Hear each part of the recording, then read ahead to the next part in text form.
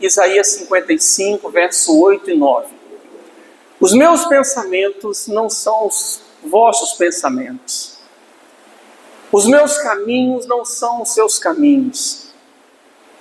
Assim como o céu está mais alto que a terra, os meus pensamentos e os meus caminhos são mais altos que os pensamentos e os caminhos de vocês. Irmãos, é importante a gente entender que a nossa Bíblia, ela tem Velho e Novo Testamento. Ó.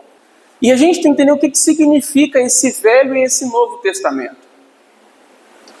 Um exemplo muito prático, a gente vê entre Velho e Novo Testamento, é a vida dos apóstolos, dos discípulos de Jesus, antes do Pentecostes e depois do Pentecostes. É muito nítida quando você vê Pedro cortando a orelha do soldado, é ou não é? Pedro negando Jesus 3 vezes, não foi assim? A gente vê Pedro afundando e ele começa a andar sobre as águas e a Bíblia fala que quando ele olhou para a força do vento, ele teve medo e começou a afundar. Mas aí quando você olha Pedro depois do Pentecostes, no capítulo 2 de Atos, ele prega.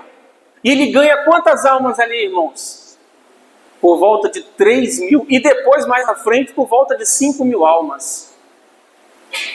Irmãos, vocês olham para a vida dos apóstolos antes do Pentecostes e depois do Pentecostes, é uma outra história. Porque Jesus fala para Nicodemos assim, olha, aquele que é nascido da carne é o quê? Carne.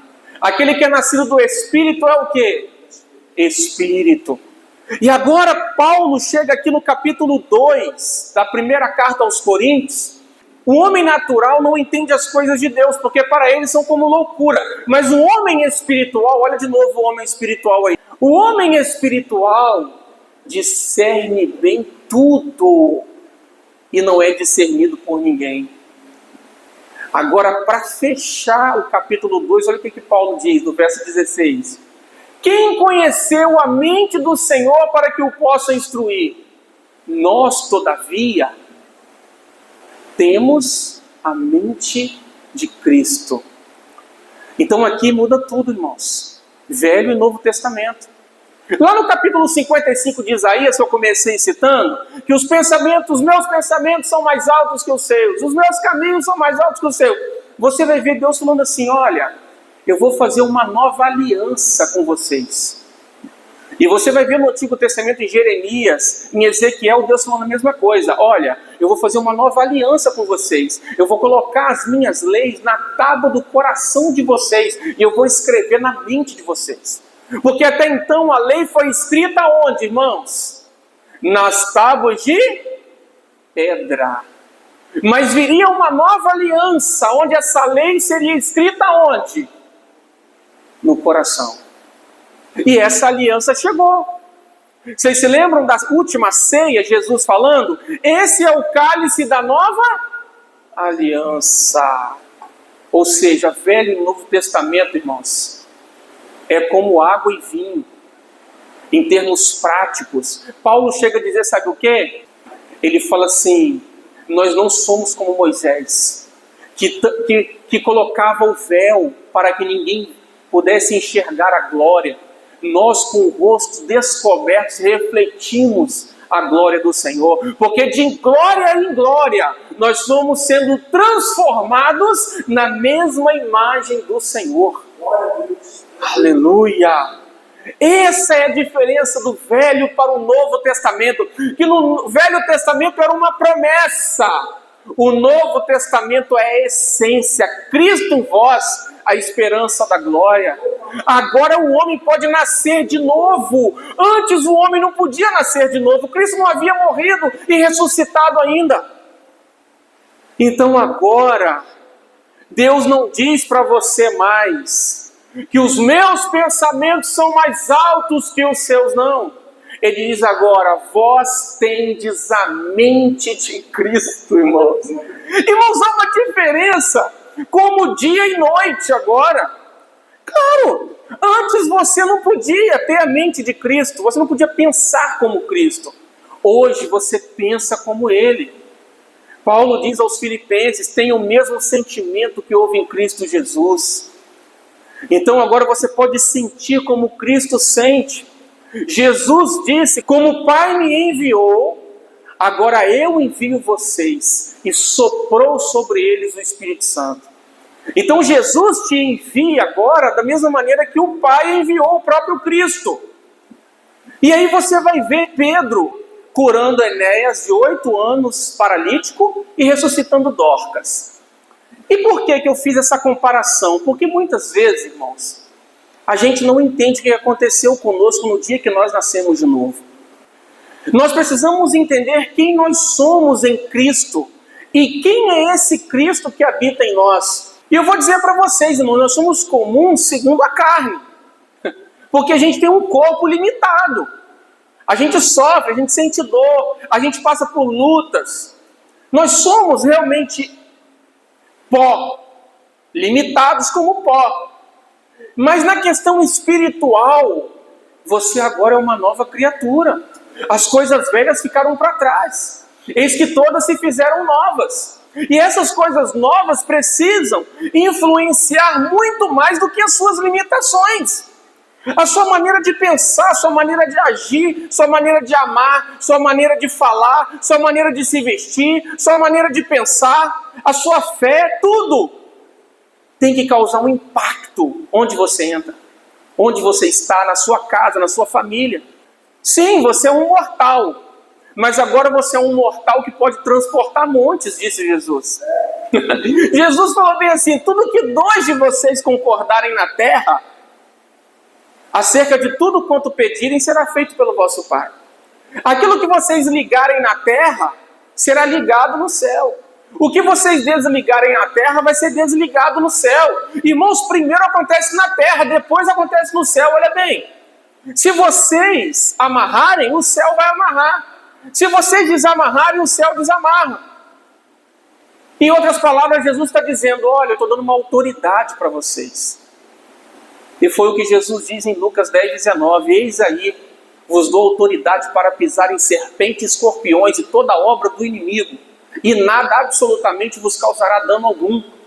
Eu vi um testemunho esses dias de um rapaz que frequentou por um bom tempo uma certa seita, e ele começou a ver e pensar: esse negócio não é de Deus não, porque a gente está fazendo trabalho aqui para matar pessoas, crianças estão morrendo. Agora um rapaz, um conhecido nosso, morreu porque nós fizemos um trabalho para ele aqui. Esse negócio não é de Deus não. E a depressão dele não foi embora. Ele tinha um problema de asma seríssimo. Ele sentiu umas dores no coração que nada dava jeito. E ele falou: a morte começou a me rodear. Eu comecei a pensar que eu ia morrer, senti que a morte estava me tomando. Ele começou a compartilhar com os amigos que ele ia morrer. E ele foi dar uma caminhada na beira da praia. Chegando lá, ele encontrou um outro rapaz, que também já foi dessa determinada seita, e disse para ele assim: olha, eu agora tenho Jesus, faz uma visita lá na minha igreja. Tá, eu vou sim. Ele disse que nem era amigo dele não, dessa outra pessoa não. Eles começaram a conversar, eles eram conhecidos. E o rapaz fez o convite, ele foi. Numa segunda vez, ele estava em casa, com esse mesmo espírito de morte rondando ele. Ele disse assim: eu vou ligar para aquela pessoa que eu encontrei, se tem culto na igreja dela. Ele ligou e perguntou: tem culto lá hoje? Tem. E ele foi. Chegando lá, ele ainda levou 2 objetos ainda que ele usava lá na seita. E ele falou: eu ia entregar para aquela pessoa lá que frequentava comigo, mas não encontrei, vou levar isso para a igreja. Ele levou. Chegando lá, ele ficou pedindo a Deus para alguém chamar ele para orar e colocar a mão na cabeça dele. Ele orando e pedindo, falando: Senhor, coloca alguém para orar por mim aqui, Senhor. Coloca alguém aqui, Deus, fala comigo. E aí, de repente, o pastor começou a chamar as pessoas para orar, pegou o óleo, que a gente faz aqui no final do culto, e foi lá e colocou a mão na cabeça dele. Ele falou, e ele falava: quando ele vier colocar a mão na minha cabeça, eu já vou entregar para ele esses objetos. E ele falou que na hora que ele entregou, o pastor colocou a mão, ele ficou possesso. E caiu possesso. E ele disse que ele só ouvia a voz do pastor, e o pastor orando, expulsando aquele espírito. E aí, irmãos, ele fala que ele ouvia o pastor dizendo: esse demônio está atuando na área respiratória dele. Na área respiratória dele. Ele ouvia. Ele disse que quando ele acordou, ele desmaiou. E quando ele acordou, ele percebeu uma coisa: que agora ele estava respirando livre. Ele estava respirando, ele foi curado da asma. Ele disse que ele chegou na igreja com dificuldade de respirar. E ele foi liberto ali e entregou a vida a Cristo. A depressão foi embora. E ele, irmãos, agora prega o Evangelho. E você olha uma igreja pequenininha, mas de um povo que acreditava, e orava, e colocava a mão, e expulsava. E aí, irmãos, nós vamos fazer a diferença na vida das pessoas, ou nós vamos ser crentes do Antigo Testamento? Crentes que negam Jesus 3 vezes, crentes que cortam a orelha dos outros. Nós vamos ser o quê? Ou nós vamos ser o crente que prega e ganha 3.000 almas? Nós vamos ser o crente que ora e manda o paralítico levantar, e ora e Dorcas ressuscita? Que crente a gente quer ser? Mas para isso você precisa entender que agora você não vive mais como um velho homem, uma velha criatura. Você vive agora como uma nova criação. Agora, não é que os caminhos de Deus estão acima, não são os seus caminhos. Agora, o caminho habita em você, porque Ele é o caminho, a verdade e a vida. E você está no caminho, porque você está em Cristo. Você sabia que os crentes lá no começo da igreja eram chamados como os do caminho? Assim que se chamava a igreja, os do caminho. Mas se a gente continuar achando que os pensamentos de Deus estão muito altos, os caminhos de Deus são tão altos, e aí eu não sei de nada. E é assim, irmãos, que os crentes às vezes vivem. Eu não sei de nada, eu não posso nada, eu não tenho condição de nada. E a gente vai deixando o diabo destruir, o diabo fazer o que quer. Agora você tem a mente de Cristo. Então isso significa que agora você tem os pensamentos de Deus. É a mesma coisa que Paulo disse lá atrás: o homem espiritual discerne bem tudo, porque vocês têm a mente de Cristo. Antes, os pensamentos de Deus, de fato, estavam acima dos pensamentos humanos. Mas agora Cristo veio habitar no ser humano para que a mente de Deus agora flua na sua mente. Deus não veio só viver em você. Deus veio viver através de você.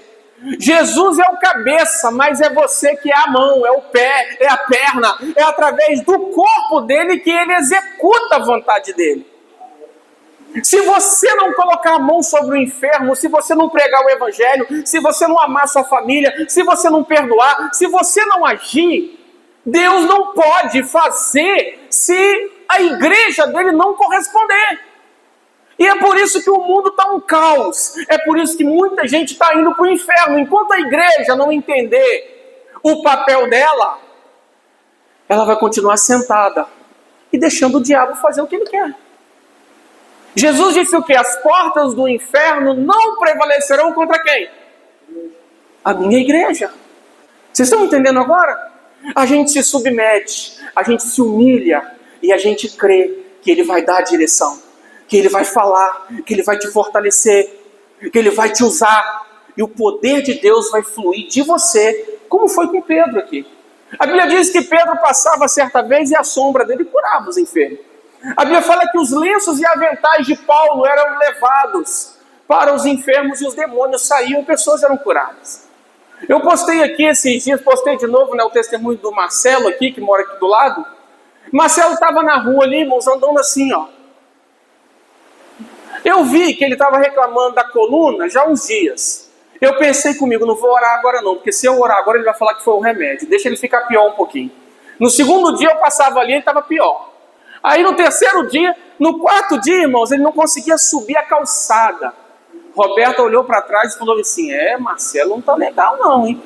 para subir 15 centímetros de altura o meio-fio ali. Falei, Marcelo, vem cá. Coloquei a mão na coluna dele, irmãos, e orei. Está o vídeo dele lá. Isso já tem uns 2 anos. Está para lá e para cá, de bicicleta, nunca mais. Ele foi, eu falei assim, Marcelo, em quanto tempo você ficou curado? Eu acho que 1 minuto e meio, pastor. Em 1 minuto e meio. Aí eu falei, Marcelo, mostra aí, está lá o vídeo. O que você faz agora, Marcelo? Ele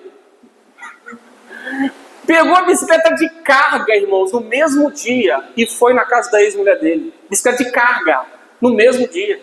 Curado. Está aí até hoje lá, ó. Mas eu falei para ele, ó, rapaz, entenda o aviso. Foi a coluna, depois foi o pescoço, deu um problema no pescoço dele, que ele não segurava mais o pescoço. Não sei se vocês já viram, tem gente que é pro lado assim, é horrível, uma doença terrível, que a pessoa perde o movimento do músculo do pescoço. E aí o pescoço fica caído. Ele falou que ele comprava marmita e as marmitas estragavam, porque ele não tinha ânimo de comer. Ele ia para o fogão, esquentar a comida, o pescoço caía. Não tinha força. Ele andava assim, ó. Terrível, irmãos, terrível. Eu olhei o pescoço dele, estava enrijecido. Esses músculos vermelho e duro, igual uma pedra aqui, ó. Irmãos, eu peguei esse óleo aqui, falei, capeta, larga esse pescoço agora. Orei por ele, eu orei umas 3 vezes, tá? Essa enfermidade eu orei umas 3 vezes. Lembra de Jesus, quando ele orou pelo cego e falou assim, o que você vê? Aí ele disse assim, eu vejo os homens como árvores. Você já viu? Você lembra desse texto? Jesus teve que orar de novo por ele, aí abriu 100%. Foi desse jeito, eu orei umas 3 vezes por ele. Tá aí também, já tem mais de 1 ano já, ó, pra lá e pra cá, com o pescoço durinho, certinho na bicicleta. Não andava mais de bicicleta, porque o pescoço caía. Coisa horrível, irmãos, coisa horrível.